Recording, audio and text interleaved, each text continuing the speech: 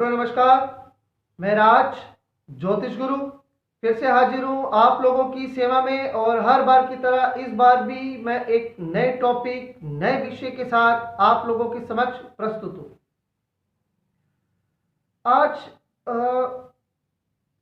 आज इस वीडियो में मैं बात करूंगा ऐसे लोगों के बारे में जो अपने घर पर किसी पीर, फकीर या किसी वली वगैरह या किसी हवा को वो अपने घर में स्थान देते हैं। आपने भी देखा होगा, आप अपने अगर किसी रिश्तेदार, किसी दोस्त संबंधी के घर में जा रहे हैं तो आपने देखा होगा कि उन्होंने घर में किसी को स्थान दे रखा है, उन्होंने बताया, और बाकायदा रोज वहाँ पे वो दीपक वगैरह भी वो वहाँ पर जलाते हैं। और ज़्यादातर ऐसे लोग थर्सडे वगैरह को दीपक वगैरह जलाने का ज़्यादा काम करते हैं।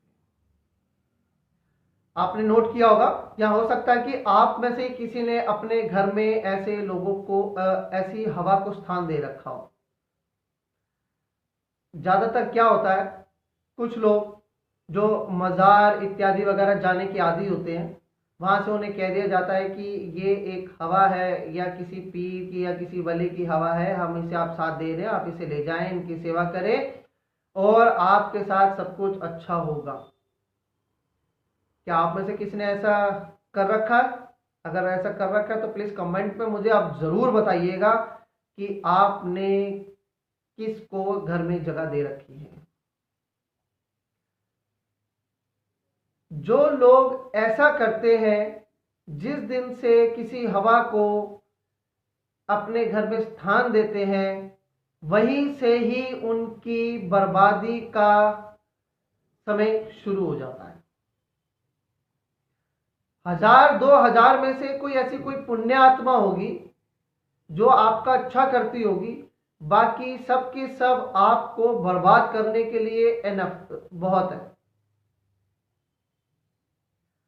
अब इसमें से जो ज्यादातर लोगों ने जिन्होंने स्थान दे रखा है, अब वो लोग गलती क्या करते हैं। चलिए, आपने अगर किसी को स्थान दे रखा है, किसी की सेवा कर रहे हैं, और उसमें आप क्या करते हैं जी, अक्सर कहा जाता है कि ऐसे 2 ईंटें ऐसे खड़ी करके एक घर बना दो, वहां पे उनका स्थान दे दो। वो लोग क्या करते हैं, उनके लिए स्पेस बड़ा कर देते हैं, सीढ़ी के नीचे कोई स्पेस बहुत ज़्यादा बचता है वहाँ जगह दे देते हैं। कुछ लोग तो उन्हें अपने घर के कमरों के अंदर तक भी उन्हें स्थान दे देते हैं। यही वो गलती यहीं से करते हैं, और यहीं से ही उनकी बर्बादी का समय शुरू हो जाता है। कैसे?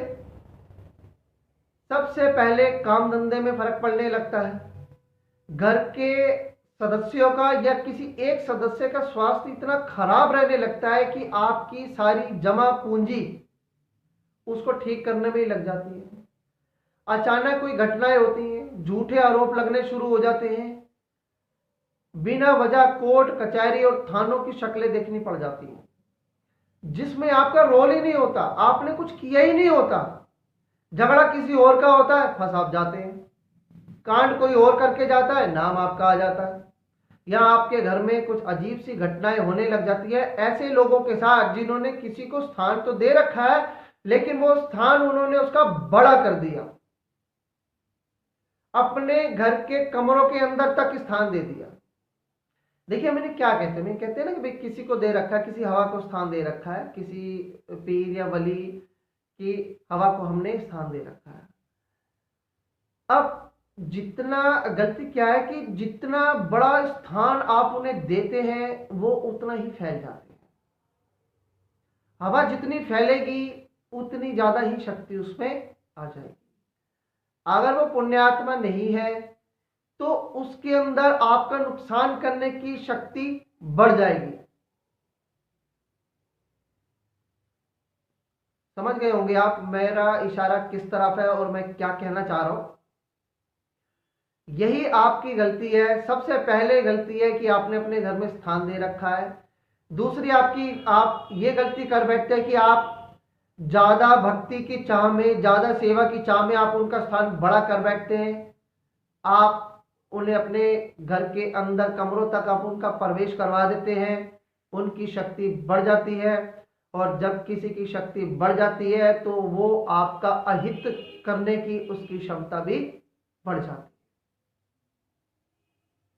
तो अगर आपने ऐसी कोई गलती की है तो सबसे पहले उनका स्थान बदलिए, उन्हें बड़ी जगह से छोटी जगह लेके आए। और मैं तो आपको यही सलाह दूंगा, यही एडवाइस करना चाहूँगा कि हो सकता है आप अगर उन्हें अपने घर के बाहर स्थान दें तो ज़्यादा बढ़िया रहेगा। घर के बाहर नहीं कर सकते, आप छत पे उन्हें स्थान दें तो भी चलेगा वहाँ पे। और अगर उससे भी बढ़िया है तो आप अपने घर से दूर किसी सुनसान जगह पे आप उन्हें स्थान दे आए। इसमें आप किसी सियाने की, किसी तांत्रिक की आप मदद ले सकते हैं। थोड़ी सी परेशानी होगी, लेकिन उसके बाद अगर आप इस तरह की घटनाएं आपके साथ हो रही हैं तो आपको उन सब चीज़ों से आपको मुक्ति मिल जाएगी। जो बर्बादी, जो नुकसान आपके घर में होता चला आया वो सब रुक जाएगा। तो अगर आपने ऐसा किसी को स्थान दे रखा है तो कोशिश करें कि घर से बाहर किसी और जगह पे चला जाए। नहीं कर सकते तो अपने घर से बाहर कर दें, वहां पे भी नहीं कर सकते आप तो आप छत पे करें। घर के अंदर भूल कर भी स्थान नहीं देना चाहिए। और किसी को स्थान दे रखा है तो वो बहुत ही छोटा होना चाहिए। जैसे कि मैंने बताया, आपने अधिकतर देखा होगा बहुत से लोग एक ईंट इधर खड़ी की, एक ईंट इधर खड़ी की, बस इतना सही स्थान दे दिया। तो जब किसी हवा को सीमित स्थान मिल जाता है तो उसके फैलने की क्षमता भी सीमित हो जाती है, उसकी शक्ति भी सीमित हो जाती है, और वो किसी का हित अहित करने की उसकी क्षमता भी सीमित हो जाती है। और हम इंसान उनके द्वारा पहुंचाने जाने वाली बहुत से नुकसान से और परेशानियों से हम लोग बच सकते हैं। तो मुझे लगता है कि आपको मेरी बात समझ में आ गई होगी कि मैं क्या कहना चाह रहा था और मेरा इशारा किस तरफ था। चलिए, वीडियो समाप्त करने से पहले मैं आप सब लोगों को एक जानकारी दे दूं कि जो भी भाई बहन या मेरे मित्र जो भी भृगु नंदी नाड़ी एस्ट्रोलॉजी सीखना चाहते हैं तो उनके लिए एक सुनहरा अवसर है। उन्हें कहीं आने की और कहीं जाने की आवश्यकता नहीं है। यूट्यूब पर ही ये कोर्स मैंने उपलब्ध करवा दिया हुआ है। इसके लिए आप मुझे व्हाट्सएप पर मुझे मैसेज करके ज़्यादा जानकारी अगर आपको और चाहिए कि कितनी फीस लगेगी और कैसे कैसे आप इसे सीख सकते हैं तो उसकी जानकारी आपको व्हाट्सएप पर मिल जाएगी। 7428482094 ये मेरा व्हाट्सएप नंबर है। अगर आप भृगुनंदी नाड़ी एस्ट्रोलॉजी सीखने के इच्छुक हैं तो आपको घर बैठे ही ये कोर्स मैं यूट्यूब पर मैंने उपलब्ध करवा दिया है। और अधिक जानकारी के लिए आप मुझसे इस बारे में मालूमात कर सकते हैं, मेरे से इस बारे में आप पूछ सकते हैं। चलिए मित्रों, कैसे लगी आपको ये जानकारी मुझे बताना ना भूलिएगा। और जाते जाते फिर से वही रिक्वेस्ट कि अगर आपने अब तक मेरा चैनल सब्सक्राइब नहीं किया है तो कृपया मेरे चैनल को सब्सक्राइब कर लीजिए। और अगर आपको ये जानकारी अच्छी लगी हो तो मेरे इस वीडियो को लाइक और शेयर करना भी मत भूलिएगा। हो सकता है कि ये वीडियो किसी और के लिए बहुत ही मददगार साबित हो। और अगर आप इंस्टाग्राम पर हैं तो मेरे इंस्टाग्राम पर भी राज ज्योतिष गुरु का जो चैनल है उसे आप जरूर फॉलो करें, क्योंकि बहुत से ऐसे वीडियोस हैं जो मैं यूट्यूब पर नहीं डालता, उनको मैं इंस्टाग्राम पर डाल देता हूं। तो ये ना हो कि आप और किसी महत्वपूर्ण जानकारी से आप लोग चूक जाएं। चलिए मित्रों, अगली बार फिर एक नई जानकारी के साथ मैं आप लोगों के बीच उपस्थित होऊंगा। तब तक के लिए मुझे आज्ञा दीजिए। जय माता दी।